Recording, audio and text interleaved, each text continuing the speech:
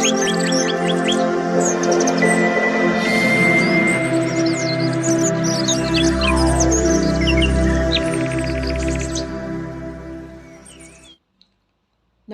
Friends, ನಾನು ಶ್ವೇತಾ ರಾಜೇಂದ್ರನ್ ಮಾತಾಡ್ತಾ ಇರೋದು. ಲಕ್ಷ್ಮಿತಾ ರಾಯರ್ ಮಗಳು ಕನ್ನಡ ಯೂಟ್ಯೂಬ್ ಚಾನಲ್ಗೆ ತಮ್ಮೆಲ್ಲರಿಗೂ ಆತ್ಮೀಯವಾದ ಸ್ವಾಗತ. ಸ್ನೇಹಿತರೆ, ನಾನಿವತ್ತು ಯಾವ ವಿಷಯದ ಬಗ್ಗೆ ವಿಡಿಯೋ ಮಾಡ್ತಿದ್ದೀನಿ ಅಂತ ಅಂದರೆ, ನಮಗೆ ಕಷ್ಟದ ದಿನಗಳಲ್ಲಿ ನಮಗೆ ದುಡ್ಡಿನ ಸಹಾಯ ಬೇಕಾಗಿದೆ. ಯಾರು ನಮಗೆ ದುಡ್ಡಿಂದು ಸಹಾಯ ಮಾಡ್ತಾ ಇಲ್ಲ ಅಂತ ತುಂಬ ಜನ ನೊಂದ್ಕೊಂಡಿರ್ತೀರ. ಇವಾಗ ಯಾವುದೋ ಒಂದು ಕಷ್ಟದ ಪರಿಸ್ಥಿತಿಯಲ್ಲಿ ಇರ್ತೀರ, ಯಾವುದೋ ಒಂದು ಆಪ್ರೇಷನ್ ಮಾಡಿಸ್ಬೇಕಾಗಿರುತ್ತೆ. ಆಪ್ರೇಷನ್ ಮಾಡಿಸೋಕ್ಕೆ ನಮ್ಮ ಹತ್ರ ದುಡ್ಡಿಲ್ಲ, ಲಕ್ಷಾಂತರ ರೂಪಾಯಿ ದುಡ್ಡು ಬೇಕು, ಬಟ್ ನಾವು ಯಾರನ್ನು ಕೇಳಿದ್ರು ನಮಗೆ ದುಡ್ಡು ಕೊಡ್ತಾ ಇಲ್ಲ ಅಂತ ಕೆಲವೊಬ್ರು ಹೇಳ್ತಾ ಇರ್ತೀರ. ಆಮೇಲೆ ಬ್ಯಾಂಕ್ ಲೋನ್ಗೆ ಅಪ್ಲೈ ಮಾಡಿದ್ದೀವಿ, ಆದರೆ ಆ ಬ್ಯಾಂಕ್ ಲೋನವರು ಇವತ್ತು ಕೊಡ್ತೀನಿ ನಾಳೆ ಕೊಡ್ತೀನಿ ಅಂತಾರೆ, ಆದರೆ ದುಡ್ಡಿನ ಸಹಾಯ ಯಾರೂ ಮಾಡ್ತಾ ಇಲ್ಲ.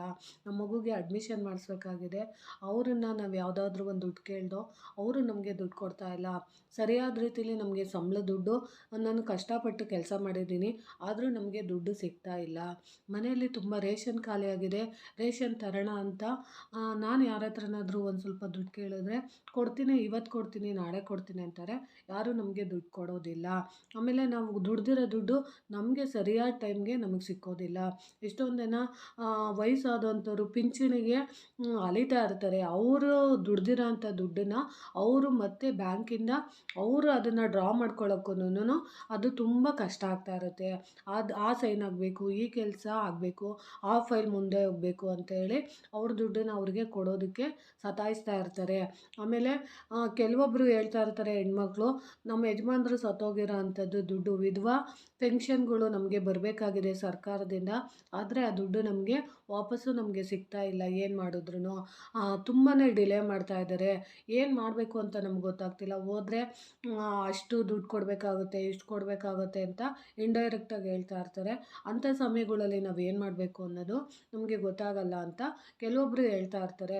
ಒಟ್ಟಿನಲ್ಲಿ ನಿಮಗೆ ದುಡ್ಡಿನ ಸಮಸ್ಯೆ ಅನ್ನೋದು ನಾನಾ ರೀತಿ ಸಮಸ್ಯೆಗಳಿರ್ಬೋದು. ಅಂದರೆ ಯಾವಾಗ ನಿಮಗೆ ತುಂಬ ಕಷ್ಟ ಆಗ್ತಿದೆ, ನಮಗೆ ಯಾರೂ ಸಹಾಯ ಮಾಡ್ತಾ ಇಲ್ಲ, ದುಡ್ಡಿಂದು 1 ರೂಪಾಯಿ ಸಹ ನಮಗೆ ಯಾವ ರೂಪದಲ್ಲೂ ನಮಗೆ ಮನೆಗೆ ಬರ್ತಾ ಇಲ್ಲ ಅಂತ ನಿಮಗೆ ಅನ್ನಿಸ್ತಿದೆಯೋ, ಅಂಥ ಸಮಯದಲ್ಲಿ ನೀವು ಏನು ಮಾಡಬೇಕು ಅಂದರೆ, ನೋಡಿ, ನಾನು ಬರೆದಿರೋ ಅಂಥ ಈ ಬೀಜಾಕ್ಷರಿ ಮಂತ್ರಗಳನ್ನ ನೀವು ನಿಮ್ಮ ಮನೆಯಲ್ಲಿ ನೀವು ಬರೀಬೇಕಾಗತ್ತೆ. ಅಂದರೆ ನಿಮ್ಮ ಮನೆಯಲ್ಲಿ ಯಾವುದಾದ್ರೂ ಒಂದು ಮರದ ಹಲ್ಗೆ ಇದ್ದರೆ, ಅಥವಾ ನಿಮ್ಮ ಮನೆ ದೇವ್ರ ರೂಮಲ್ಲಿರ್ಬೋದು, ಅಲ್ಲೂ ಸಹ ಬರಿಬೋದು. ಇಲ್ಲಾಂದರೆ ನಿಮ್ಮ ಮನೆಯಲ್ಲಿರೋವಂಥ ಅಡುಗೆ ಮನೆಯಲ್ಲೂ ಸಹ ನಿಮ್ಮ ಮನೆಯಲ್ಲಿ ಹಲ್ಗೆಗಳ ಥರ ಹಾಕ್ಕೊಂಡು ಏನಾದ್ರೂ ಮೆಟ್ಲುಗಳು ಮಾಡಿಸ್ಕೊಂಡಿದ್ರೆ ಅಲ್ಲೂ ಕೂಡ ನೀವು ಬರಿಬೋದು. ಒಟ್ಟಿನಲ್ಲಿ ಇದನ್ನು ನೀವು ಬೀಜಾಕ್ಷರಿ ಮಂತ್ರಗಳನ್ನ ನೀವು ಬರೀಬೇಕಾಗತ್ತೆ. ಆ ಬೀಜಾಕ್ಷರಿ ಮಂತ್ರಗಳನ್ನ ನಿಮಗೆ ಎಲ್ಲಿ ಬರೆಯೋಕ್ಕೆ ಅನುಕೂಲ ಇದೆಯೋ ಅಲ್ಲಿ ನೀವು ಈ ಬೀಜಾಕ್ಷರಿ ಮಂತ್ರಗಳನ್ನ ನೀವು, ನಿಮಗೆ ಕಷ್ಟ ಇದೆ ಅಂತ ಅಂದಾಗ, ಇವತ್ತು ನಾಳೆ ನನಗೆ ದುಡ್ಡು ಬೇಕೇ ಬೇಕಾಗಿದೆ ಅಂತ ಅನ್ನೋರು, ನೀವು ಹಿಂದಿನ ದಿನವೇ ನೀವು ಈ ಮಂತ್ರಗಳನ್ನ ನೀವು ಬರೀಬೇಕಾಗುತ್ತೆ. ಅದಕ್ಕೆ ನೀವು ಬರಿಬೇಕಾಗುವಾಗ ನೋಡಿ, ಯಾವ್ಯಾವ ಬೀಜಾಕ್ಷರಿ ಮಂತ್ರಗಳನ್ನ ನೀವು ಬರಿಬೇಕು ಅಂತ ಹೇಳ್ತೀನಿ ನೋಡಿ. ಮೊದಲನೇದಾಗಿ ಓಂ ಅಂತ ಬರಿಬೇಕಾಗುತ್ತೆ. ಆಮೇಲೆ ನೀವು ಶ್ರೀಂ ಅಂತ ಬರಿಬೇಕಾಗುತ್ತೆ. ಆಮೇಲೆ ನೀವು ರೀಂ ಅಂತ ಬರ್ಕೊಬೇಕಾಗುತ್ತೆ. ಆಮೇಲೆ ನೀವು ನೋಡಿ ಕ್ಲೀಮ್ ಅಂತ ಬರಿಬೇಕಾಗತ್ತೆ. ಆಮೇಲೆ ನೀವು ಕ್ಲೌಮ್ ಅಂತ ಬರ್ಕೊಂಡು, ಆಮೇಲೆ ನೀವು ಗಮ್ ಗಣಪತಿಯೇ ನಮಃ ಅಂತ ಹೇಳ್ಬೇಕಾಗುತ್ತೆ. ಗಮ್ ಅಂತ ಸೇರಿಸ್ಕೊಂಡು ಹೇಳ್ಬೇಕಾಗುತ್ತೆ, ಗಮ್ ಅಂತಲೂ ಬರೀಬೇಕಾಗುತ್ತೆ. ನೀವು ಇಷ್ಟು ಬೀಜಾಕ್ಷರ ಮಂತ್ರಗಳನ್ನ ನೀವು ಬರೆದ್ಬಿಟ್ಟು, ಇದಕ್ಕೆ ನೀವು ವ್ರತ ಅಂತ ಏನಿಲ್ಲ, ಇದು ಅನುಷ್ಠಾನ ಅಂತಲೂ ಏನೂ ಇಲ್ಲ. ನಿಮಗೆ ವಿಪತ್ತು ಬಂದಿದೆ, ನಿಮಗೆ ಆಪತ್ತಲ್ಲಿದ್ದೀರಾ, ನೀವು ಕಷ್ಟದಲ್ಲಿದ್ದೀರಾ, ನಮ್ಗೆ ಯಾರು ದುಡ್ಡಿನ ಸಹಾಯ ಮಾಡ್ತಾ ಇಲ್ಲ, ನಮಗೆ ಇಂಥದ್ರಿಂದ ನಮ್ಗೆ ದುಡ್ಡು ಬರಬೇಕು, ಅಥವಾ ನಿಮ್ಮ ಪೆನ್ಷನ್ ದುಡ್ಡಾಗಿರ್ಬೋದು, ಸಂಬಳ ದುಡ್ಡಾಗಿರ್ಬೋದು, ಅಥವಾ ನಿಮಗೆ ಸಾಲ ಮನೆ ಕಟ್ಟೋದಕ್ಕೆ ನಿಮಗೆ ಲೋನ್ ತೊಗೊಂಡಿರ್ತೀರ, ಆ ಲೋನಿನ ದುಡ್ಡು ಬೇಗ ಆಗಬೇಕು ಅಂದ್ಕೊಂಡಿರ್ತೀರ, ಅಥವಾ ಯಾವುದೋ ಒಂದು ವಸ್ತುನ ನೀವು ತೊಗೊಳಕ್ಕೆ ದುಡ್ಡಿಗೆ ಯಾರೋ ಕೇಳಿರ್ತೀರ, ಅವರು ದುಡ್ಡು ಕೊಡ್ತಾ ಇರಲ್ಲ, ಒಡವೆ ಬಿಡಿಸ್ಕೊಳ್ಳೋಕ್ಕೆ ದುಡ್ಡಿರಲ್ಲ. ಸುಮಾರು ಪ್ರಾಬ್ಲಮ್ ಇರೋ ಅಂಥವ್ರು ಈ ಬೀಜಾಕ್ಷರ ಮಂತ್ರಗಳನ್ನ ನೀವು ನಿಮ್ಮ ದೇವ್ರ ಮನೆಯಲ್ಲಿ ಬರೆದಾದ್ಮೇಲೆ ಏನು ಮಾಡಬೇಕು ಅಂತ ಅಂದರೆ, ನೋಡಿ, ನಾನು ಹೇಳ್ಕೊಡ್ತೀನಿ. ಇದಕ್ಕೆ ನೀವು ಗಣಪತಿಗೆ ಪೂಜೆ ಮಾಡಬೇಕಾಗುತ್ತೆ. ಅದರಲ್ಲೂ ನೀವು ಗಣಪತಿಗೆ ಈ ಹೂವನ್ನು ನೀವು ಕೊಟ್ಟು ಪೂಜೆ ಮಾಡಿದ್ದೆ ಆದರೆ ಖಂಡಿತವಾಗ್ಲೂ ನಿಮ್ಮ ಇಷ್ಟಾರ್ಥಗಳು ಬೇಗ ಈಡೇರುತ್ತೆ. ಯಾಕಂದರೆ ಗಣಪತಿಗೆ ಕೆಂಪು ದಾಸವಾಳ ಹೂವು ಅಂದರೆ ತುಂಬ ಇಷ್ಟ. ಆ ದಾಸವಾಳದ ಹೂವನ್ನು ನೀವು ನೋಡಿ ಈ ರೀತಿ ಬೀಜಾಕ್ಷರಿ ಮಂತ್ರಗಳನ್ನೆಲ್ಲ ಬರೆದ ನಂತರ ನೀವು ಏನು ಮಾಡಬೇಕು ಅಂತಂದರೆ ನೋಡಿ ಒಂದೊಂದನ್ನು ನೀವು ಈ ರೀತಿ ಇಟ್ಕೊಂಬರ್ಬೇಕಾಗುತ್ತೆ. ನೋಡಿ ಕಾಣಿಸ್ತಿದೆಯಾ? ನೋಡಿ ಓಂ ಅಂತ ಬೀಜಾಕ್ಷರಿ ಮಂತ್ರದ ಮೇಲೆ ಇಟ್ಟರೆ, ಆಮೇಲೆ ನೋಡಿ ಶ್ರೀಮಂತ ಬೀಜಾಕ್ಷರಿ ಮಂತ್ರದ ಮೇಲೆ ಇಟ್ಟರೆ, ಆಮೇಲೆ ನೀವು ರೀಮ್ ಅನ್ನೋ ಬೀಜಾಕ್ಷರಿ ಮಂತ್ರದ ಮೇಲೆ ಒಂದು ಹೂವನ್ನು ಇಟ್ಟರೆ, ಆಮೇಲೆ ನೀವು ಕ್ಲೀಮ್ ಅನ್ನೋ ಬೀಜಾಕ್ಷರಿ ಮಂತ್ರದ ಮೇಲೆ ಮತ್ತೊಂದು ಹೂವನ್ನು ಇಟ್ಟರೆ, ಆಮೇಲೆ ನೀವು ಕ್ಲೌಮ್ ಅನ್ನೋದ್ರ ಮೇಲೆ ಒಂದು ಹೂವನ್ನು ಇಟ್ಟರೆ, ಆಮೇಲೆ ನೀವು ಗಮ್ ಅನ್ನೋ ಅಕ್ಷರದ ಮೇಲೆ ಬೀಜಾಕ್ಷರದ ಮೇಲೆ ಬೀಜಾಕ್ಷರಿ ಮಂತ್ರದ ಮೇಲೆ ನೀವು ಗಮ್ ಅನ್ನೋ ಬೀಜಾಕ್ಷರಿ ಮಂತ್ರದ ಮೇಲೆ ಒಂದು ಹೂವನ್ನು ಇಟ್ಟರೆ, ಅದಾದಮೇಲೆ ನೀವು ಒಂದು ಹೂವನ್ನು ನೀವು 2 ಹೂವನ್ನು ಈ ರೀತಿ ತೊಗೊಂಡಾದ್ಮೇಲೆ ನೋಡಿ ಇಲ್ಲೊಂದು ಇಡಿ, ಆಮೇಲೆ ಇಲ್ಲೊಂದು ಇಡಿ. ನೋಡಿ ಈ ರೀತಿ ನೀವು ಎಲ್ಲ ಹಿಟ್ಟಾದಮೇಲೆ ಏನು ಮಾಡಬೇಕು ಅಂತ ಅಂದರೆ ಒಂದು ಸ್ವಲ್ಪ ನೀವು ಮಂತ್ರಾಕ್ಷತೆನ ಕೈಯಲ್ಲಿ ಹಿಡ್ಕೊಂಡು ನೀವು ಪ್ರಾರ್ಥನೆ ಮಾಡಬೇಕಾಗುತ್ತೆ ಗಣೇಶನಿಗೆ. ನಿಮ್ಮ ಮನೆಯಲ್ಲಿ ಗಣೇಶನ ಫೋಟೋ ಇದ್ದರೆ ಗಣೇಶನ ಫೋಟೋ ಮುಂದೆನೇ ನೀವು ಈ ರಂಗೋಲಿನ ಅಥವಾ ಈ ಬೀಜಾಕ್ಷರಿ ಮಂತ್ರಗಳನ್ನ ನೀವು ಬರೆದು ನೀವು ಪ್ರತಿಯೊಂದನ್ನು ನೀವು ದೇವ್ರ ಹತ್ರ ನೀವು ಕೇಳ್ಕೊಬೇಕಾಗುತ್ತೆ. ಏನಂತ ಅಂದರೆ ಗಣೇಶನ ಹತ್ರ ನನಗೆ ಈ ಥರದ್ದು ಕಷ್ಟ ಇದೆ, ನನಗೆ ದುಡ್ಡಿನ ಸಮಸ್ಯೆ ತುಂಬ ಇದೆ, ನಾನು ಏನು ಮಾಡಿದ್ರು ನನಗೆ ದುಡ್ಡಿಂದು ಸಹಾಯ ಯಾರೂ ನನಗೆ ಮಾಡ್ತಾ ಇಲ್ಲ ಅಂತ ನೀವು ಅಂದ್ಕೊಳ್ಳೋರು, ನೀವು ಈ ಬೀಜಾಕ್ಷರಿ ಮಂತ್ರಗಳನ್ನ ನೀವು 108 ಸರಿ ನೀವು ಹೇಳ್ಕೊಬೇಕಾಗತ್ತೆ.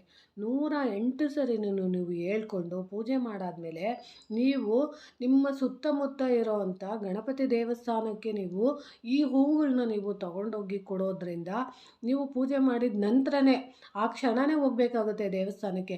ಅದಕ್ಕೆ ನೀವು ಮೊದಲೇ ಸಮಯನ ನಿರ್ಧಾರ ಮಾಡ್ಕೊಂಡಿರಬೇಕು. ನಾನು ಇವತ್ತು ನಮ್ಮ ಮನೆ ಪಕ್ಕದಲ್ಲಿರೋವಂಥ ಈ ಗಣೇಶನ ದೇವಸ್ಥಾನಕ್ಕೆ ನಾನು ಈ ದಾಸವಾಳದ ಹೂವನ್ನು ತಗೊಂಡೋಗಿ ಕೊಡ್ತೀನಿ ಅನ್ನೋದು ನೀವು ಮೊದಲೇ ಸಿದ್ಧತೆ ಮಾಡ್ಕೊಬೇಕು. ಅದಕ್ಕೆ ನೀವು ಇವಾಗ ದೇವಸ್ಥಾನಕ್ಕೆ ಒಂದು 8 ಗಂಟೆಗೆ ಹೋಗ್ತೀನಿ ಅಂತ ಅಂದರೆ ನೀವು ಇದನ್ನು ಒಂದು 6 ಗಂಟೆಲೇ ಮನೆಯಲ್ಲಿ ನೀವು ಮಾಡ್ಕೊಂಬಿಡ್ಬೇಕು.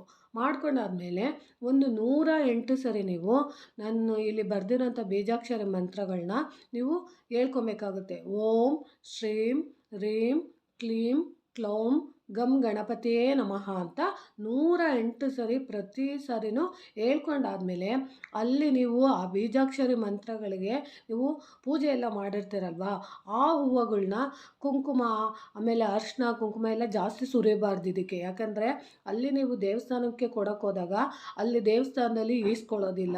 ಅದಕ್ಕೋಸ್ಕರ ನೀವೇನು ಮಾಡಬೇಕು, ಸುಮ್ಮನೆ ಸಂಕಲ್ಪ ಮಾಡ್ಕೊಬೇಕಷ್ಟೆ.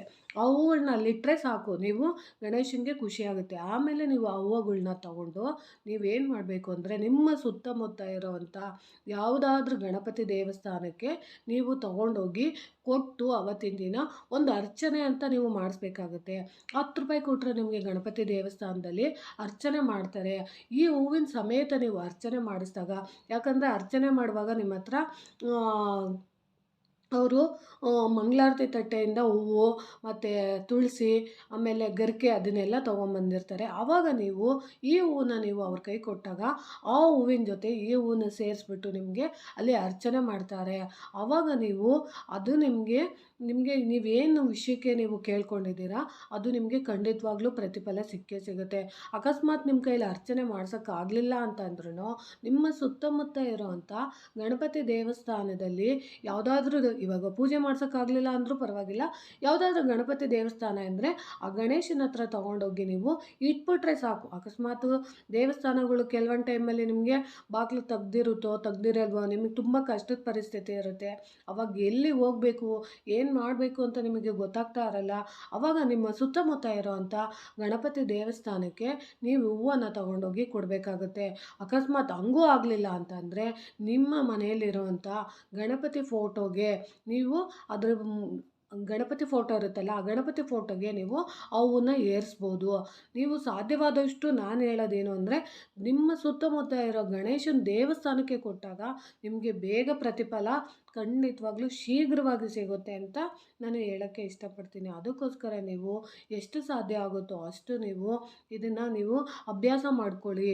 ಈ ಬೀಜಾಕ್ಷರ ಮಂತ್ರಗಳು ನಿಮ್ಗೆ ಯಾವುದಾದ್ರೂ ಕಷ್ಟದಲ್ಲಿ ಸಿಗಾಕೊಂಡಾಗ, ದುಡ್ಡಿನ ಸಮಸ್ಯೆ ನಮಗೆ ತೀವ್ರವಾದಾಗ, ಅದು ನಮಗೆ ಏನೂ ಮಾಡೋಕ್ಕಾಗಲ್ಲ, ಯಾರೂ ನಮ್ಮ ಸಹಾಯಕ್ಕೆ ಬರ್ತಾ ಇಲ್ಲ ಅಂತ ಅಂದಾಗ, ನೀವು ಗಣೇಶಂದು ಪ್ರಾರ್ಥನೆ ಮಾಡಿದಾಗ ಈ ಮಂದಾರ ಪುಷ್ಪ ಅಂದರೆ ಈ ದಾಸವಾಳದ್ದು, ಅದು ಕೆಂಪು ದಾಸವಾಳ ಹೂವನ್ನು ನೀವು ತಗೊಂಡೋಗಿ ಗಣೇಶನಿಗೆ ಅರ್ಪಣೆ ಮಾಡೋದ್ರಿಂದ ಖಂಡಿತವಾಗ್ಲೂ ನಿಮ್ಮ ಹಣದ ಸಮಸ್ಯೆ ಖಂಡಿತವಾಗ್ಲೂ ತೀರುತ್ತೆ ಅಂತ ನಾನು ಹೇಳೋಕ್ಕೆ ಇಷ್ಟಪಡ್ತೀನಿ.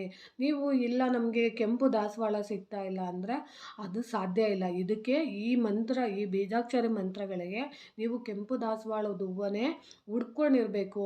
ಆ ಹೂವು ನಿಮಗೆ ಸಿಕ್ಕಿದಾಗ ಮಾತ್ರನೇ, ನೀವು ಇದನ್ನು ಕೊಟ್ಟಾಗ ಮಾತ್ರನೇ ನೀವು ಅಂದ್ಕೊಂಡಿರೋ ಅಂಥದ್ದು, ಕಷ್ಟದಲ್ಲಿರೋ ಅಂಥ ಸಮಯದಲ್ಲಿ ಗಣೇಶ ನಿಮಗೆ ಬೇಗ ಅನುಗ್ರಹಿಸ್ತಾರೆ ಅಂತ ನಾನು ಹೇಳೋಕ್ಕೆ ಇಷ್ಟಪಡ್ತೀನಿ.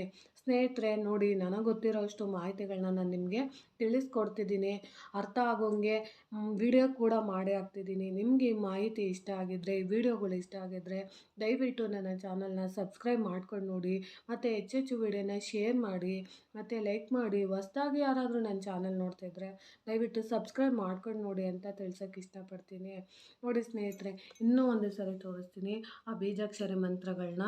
ನೋಡಿ, ಓಂ ಶ್ರೀಂ, ನೋಡಿ, ಆಮೇಲೆ ರೀಂ, ನೋಡಿ, ಕ್ಲೀಂ, ಕ್ಲೋಂ, ಗಂ ಗಣಪತೇ ನಮಃ ಅಂತ ನೀವು ಹೇಳ್ಕೊಬೇಕಾಗತ್ತೆ.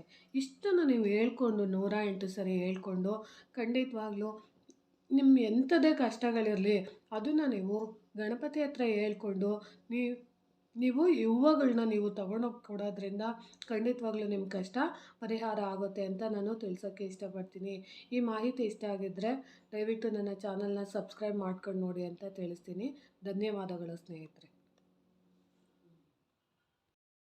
ಇನ್ನೊಂದು ಮುಖ್ಯವಾದ ವಿಷಯ ಹೇಳೋದನ್ನ ನಾನು ಮರೆತುಬಿಟ್ಟಿದ್ದೆ. ನೀವು ಮನೆಯಲ್ಲಿ ಬರೆದು ಅಥವಾ ದೇವ್ರ ರೂಮಲ್ಲಿ ನೀವು ಬರೆದು ಈ ರೀತಿ ನಾನು ಹೇಳ್ಕೊಟ್ಟಿದ್ದೀನಲ್ಲ ಆ ರೀತಿ ಕೂಡ ಮಾಡ್ಬೋದು. ಇಲ್ಲ ಅಕಸ್ಮಾತು ತುಂಬ ಕಷ್ಟದಲ್ಲಿದ್ದೀವಿ, ನಾವು ಆಚೆ ಇದ್ದೀವಿ, ಊರುಗಳಲ್ಲಿ ಹೋಗಿದ್ದೀವಿ, ಅಂಥ ಸಮಯದಲ್ಲಿ ನಮಗೆ ಕಷ್ಟದ ಪರಿಸ್ಥಿತಿ ಇದೆ, ಹಾಸ್ಪಿಟಲ್ ಇದ್ದೀವಿ, ಆಫೀಸಲ್ಲಿದ್ದೀವಿ, ಕೋರ್ಟ್ ಕಚೇರಿ ಕೆಲಸಗಳಲ್ಲಿದ್ದೀವಿ ಅಂತ ಅಂದಾಗ, ನಿಮಗೆ ದುಡ್ಡಿನ ಸಮಸ್ಯೆ ಕಾಡ್ತಾ ಇದೆ, ನಮ್ಗೆ ತುಂಬ ಕಷ್ಟ ಆಗಿದೆ, ಯಾರೂ ಸಹಾಯ ಮಾಡೋಕ್ಕೆ ಬರ್ತಾ ಇಲ್ಲ ಅಂತ ಸಮಯದಲ್ಲಿ ನಾನು ಕೊಟ್ಟಿರೋಂಥ ಈ ಬೀಜಾಕ್ಷರಿ ಮಂತ್ರಗಳನ್ನ ದಯವಿಟ್ಟು ನೀವು ಸತತವಾಗಿ ಅಭ್ಯಾಸ ಮಾಡ್ಕೊಂಡಿರಿ. ಆವಾಗ ನಿಮಗೆ ಕಷ್ಟ ಅಂತ ಬಂದಾಗ ನೀವು ಎಲ್ಲಾದರೂ ನಿಮ್ಮ ಸುತ್ತಮುತ್ತ ಈ ಕೆಂಪು ದಾಸವಾಳ ಹೂವುಗಳೇನಾದರೂ ಸಿಕ್ಕಿದ್ರೆ ಆ ದಾಸವಾಳ ಹೂವುಗಳನ್ನ ನೀವು ಕೈಯಲ್ಲಿ ಹಿಡ್ಕೊಂಡು ನೀವು ಈ ಬೀಜಾಕ್ಷರಿ ಮಂತ್ರಗಳನ್ನ ನೀವು ಪಠಿಸ್ಬಿಟ್ಟು ತದನಂತರ ನೀವು ಏನು ಮಾಡಬೇಕು ಅಂದರೆ ನಿಮ್ಮ ಮನೆ ಸುತ್ತಮುತ್ತ ಇರೋ ಯಾವುದಾದ್ರೂ ಗಣೇಶನ ದೇವಸ್ಥಾನಕ್ಕೆ ಕೊಡ್ಬೋದು. ಇಲ್ಲ ನೀವಿರೋಂಥ ಸ್ಥಳದಲ್ಲಿ ನಿಮಗೆ ಎಲ್ಲಾದರೂ ಗಣೇಶನ ದೇವಸ್ಥಾನ ಇದ್ದರೆ ಅಲ್ಲಿಗೆ ಕೊಡ್ಬೋದು. ಇಲ್ಲ ನಿಮ್ಮ ಮನೆಯಲ್ಲಿರುವಂಥ ನಿಮ್ಮ ಫೋಟೋಗೆ ನೀವು ಇಡ್ಬೋದು, ಇಲ್ಲ ವಿಗ್ರಹಕ್ಕೆ ಇಡ್ಬೋದು. ಆದರೆ ಇದು ತುಂಬ ಕೆಲಸ ಮಾಡೋದು ಅಂತಂದರೆ ನೀವು ದೇವಸ್ಥಾನಕ್ಕೆ ಕೊಟ್ಟಾಗ ತುಂಬ ಪವರ್ಫುಲ್ಲಾಗಿ ಕೆಲಸ ಮಾಡುತ್ತೆ.